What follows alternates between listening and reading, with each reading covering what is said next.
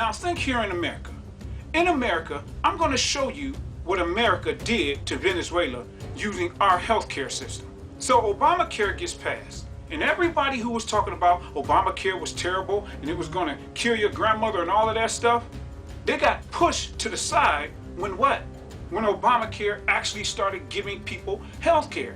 And those same people who were being disingenuous about the actual law were targeting, those people ended up saying, well, hey, this is actually helping me. Well, all right. So guess what the Republicans had to do?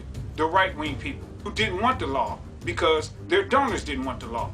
They ended up attacking it through different ways. Legislation, trying to defund it, putting little poison pills inside legislation for something that didn't have anything to do with that.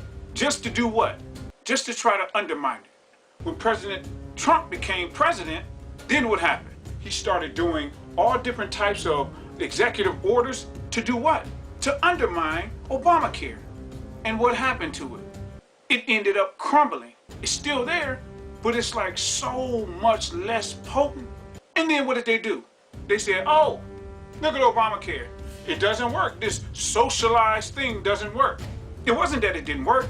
It was that they wanted to make sure that it looked like it didn't work so that they could go back to the completely privatized market to where they could do whatever they wanted to do with virtually no restrictions. Now let's go over to Venezuela. Like I said before, Venezuela made sure that their economy was running primarily on oil, which was a big mistake.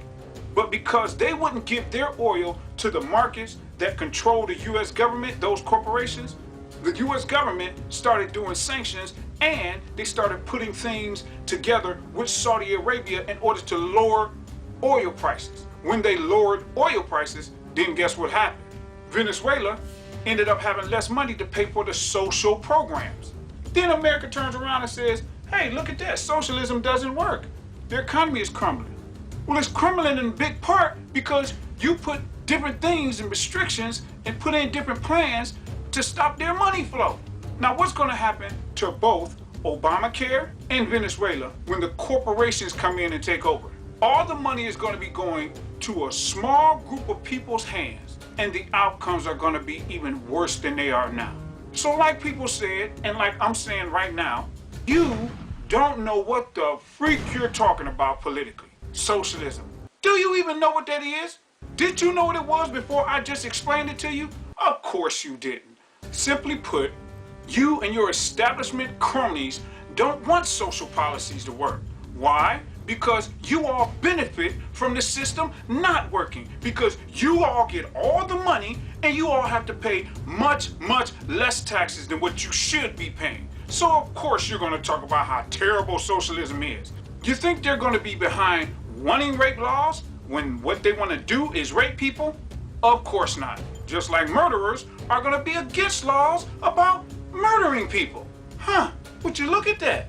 People who benefit from the system being the way it is say, let's keep the system intact and not change it in order to make sure that it benefits the majority of the people.